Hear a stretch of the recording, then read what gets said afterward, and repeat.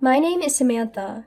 It's been 4 years since I graduated from vet school, and now I'm a 28-year-old working at a dog specialist clinic. Currently, I live alone near the clinic to manage the night shift, but my 6-year older brother and my 2-year younger brother visit me on their way to and from work and on holidays bringing me home-cooked meals from our mother. Considering I'm not too skilled in the kitchen, I'm truly grateful. The other day, my brother Mark swung by after work.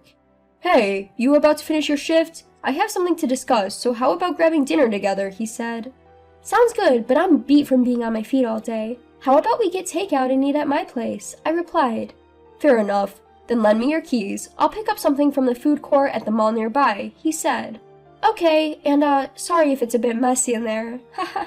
It was odd for Mark to have something to discuss with me. Unlike my younger brother, who comes to me for advice on everything from love stories to money troubles, Mark isn't usually the one initiating serious conversations. And he's not the type to complain about his job either, so I was a bit on edge, as I headed home wondering what it could be about. Listen, I understand you're busy with work, but you need to clean up a bit more regularly. You can't even invite a boyfriend over with the place looking like this, haha. Mark chuckled. Hey, mind your own business. I've been working a lot of night shifts recently. By the time I get home and wake up, it's nearly evening. Between catching up on household chores and going back to work, it becomes too late to start vacuuming. If it comes down to cleaning or doing laundry, laundry wins, I retorted. Well, at least take out the trash more often, haha, he replied. Alright. So, was your big talk just to lecture me on my lifestyle? I asked. No, actually. There's a potential marriage proposal on the table, he said. What? Marriage? Who's getting married? I exclaimed. You don't think I'd be talking about a marriage proposal for you, do you? He smirked. Wait, you mean you're getting married? Are you kidding me? I asked in shock. Whoa, are you calling me a liar? That's rude, haha. He laughed it off. This is my brother Mark. Athletic and outgoing at first glance, he might seem like the picture-perfect professional, but the truth is, he went to an all-boys school through middle school and high school, studied a science major in college, and was always involved in athletic clubs. As a result, he spent most of his student life surrounded by men and struggles with the subtleties of understanding others' feelings, let alone dealing with women. Hearing the word marriage coming from such a brother was quite a surprise for me. Well, to be honest, I still have some doubts, he admitted. So, who's the one marrying you? Someone I know? I asked. Well, you might know her or might not, he mused. Seriously, who is it? I inquired. It's Professor Smith's daughter, the professor who supervised you. Her name is Sarah. I think you both graduated from the same university, but you might not be familiar with her since you were in different departments, he revealed. What? No way!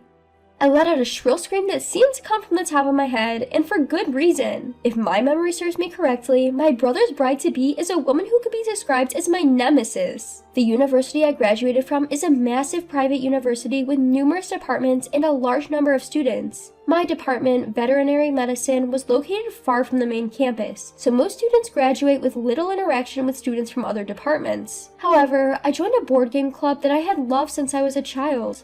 As a result, I was blessed with friends and seniors from various departments. But the one who threatened the joy out of our harmonious club activities was none other than Sarah, a member of the club next door to ours. Sarah, the daughter of a professor at our university, was a standout beauty even among the in-house students. She was the kind of female student who was always surrounded by admirers in event-based clubs. But when her club was suspended due to activities against the university's regulations, Sarah, with too much time on her hands, temporarily joined our club. Initially, we were perplexed, but we accepted her, hoping to introduce her to the charm of board games. But Sarah's objective was not board games, of course. She was there to stir up the club, quite literally. One couple that fell victim to her was my best friend Linda and Jack.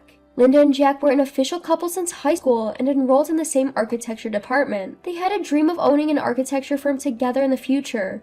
However, Jack fell easily before Sarah's tricks. On our way back from a trip with other female friends, when Linda and I stopped by Jack's apartment to deliver souvenirs, we ran into Sarah wearing his shirt from inside his room. What is this? Why is Sarah here? Well, this is... Don't dodge my question, answer me. And Sarah, you answer too. Why are you doing this? Hey, don't make a scene. You're being a nuisance to the neighbors, you know. Haha.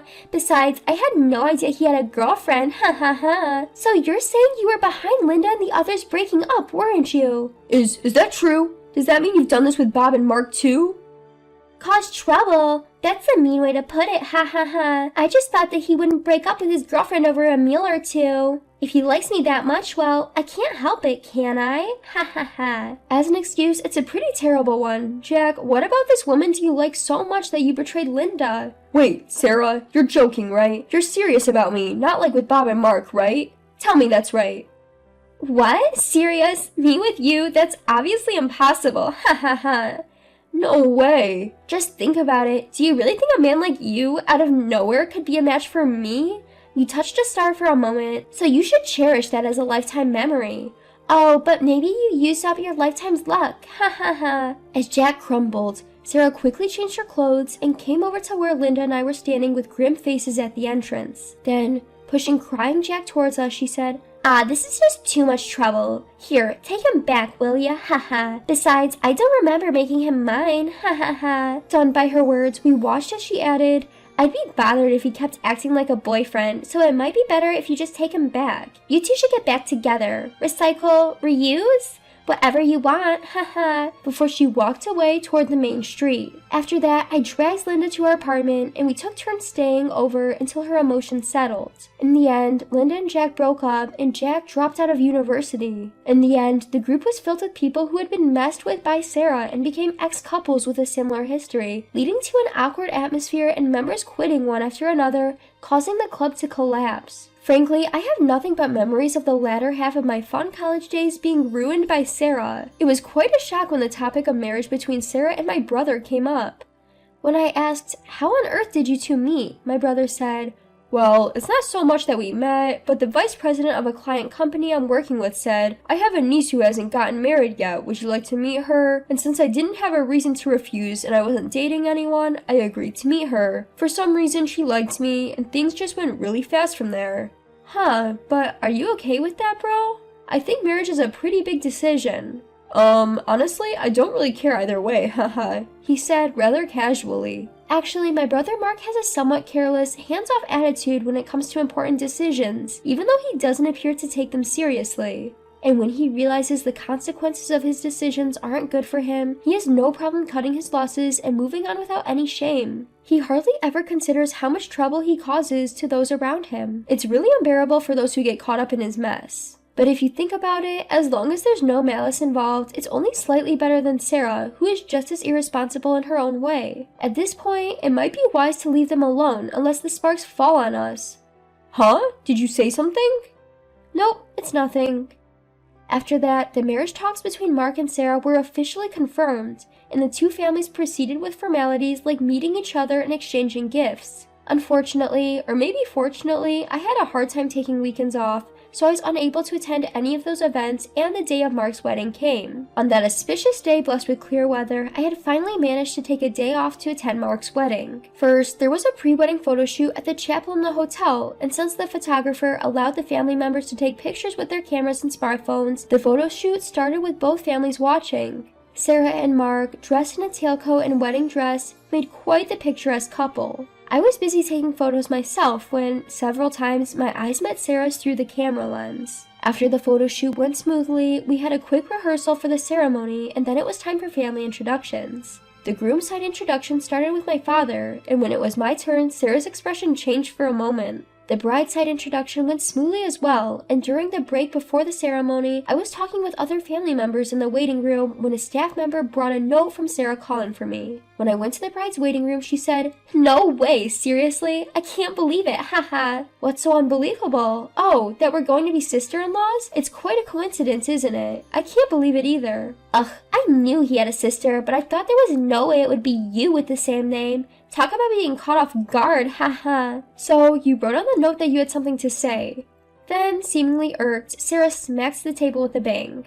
However, I no longer had any need to care about Sarah. I don't want to see your smug face throughout this whole wedding ceremony and reception. You've finally become a vet, right? You've always excused yourself from participating in events because of work, so why don't you just go make up some excuse about being called in urgently and go home right now? You look better in your grubby white coat than in a dress you're not used to wearing after all. I was momentarily taken aback, but on reflection, there was indeed no need for me to grace the event with my presence. So, with a broad smile like a waiter at some bar, I gladly left the bride's waiting room saying, Sure thing, with pleasure. At the cloakroom, I collected my coat and promptly set off home. However, the next day, Sarah, who was supposed to be going on her honeymoon, showed up at the animal hospital where I work, all alone, and began to scream at me. Hey, what's the deal? Why are you acquainted with my uncles?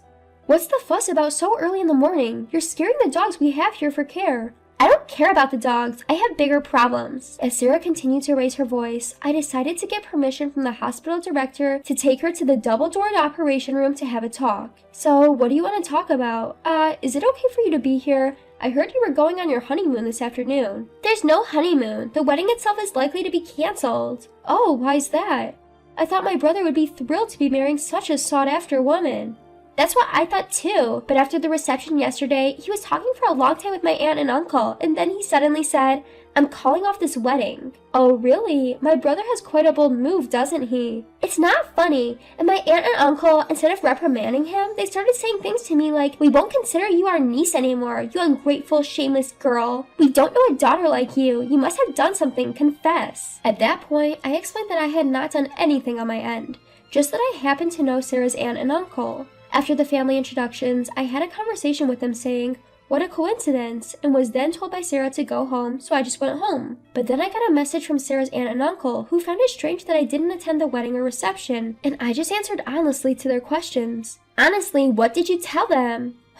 Well, first I said that I went home because you told me I was annoying. Then they asked, why would Sarah say such a thing to the bride's sister? And I suggested, maybe it's due to some grudges from our student days. What? What were you thinking? Of course they would ask more questions. So I honestly recounted our past as accurately as I could remember it. But that should only anger your brother. Why would my aunt and uncle be furious? That's when I explained the reason why Sarah's aunt and uncle might have been furious. In fact, Sarah's aunt and uncle do not have any children, and they are crazy about their pet Shih Tzu. When they were walking their Shih Tzu, they had a horrible collision with a sports bike that suddenly rushed out of a crossroad. The dog was seriously injured and rushed to this vet clinic. An emergency surgery was necessary, but the dog had lost a lot of blood, and it seemed like the blood available from the clinic's own donation dogs would not be sufficient in time. That's when the clinic got in touch with volunteer dog owners who had registered to donate blood in emergency situations. The one who came running was Linda and her beloved pet. Linda is an architect designer working for a major company after her graduation. She adopted a puppy born at the home of a client she had become friendly with and kept it as a pet. Thanks to Linda's dog, the Shih Tzu surgery was a success. As a token of their deep gratitude, the couple requested Linda's company to renovate their vacation house. They got even closer to Linda and were enraged when they heard her complain while she was tipsy about a shameless woman who ruined her relationship with her college boyfriend. However, they hadn't asked Linda for the name of the woman, considering it inappropriate. When they heard my story, they realized that the shameless woman was their own niece, Sarah.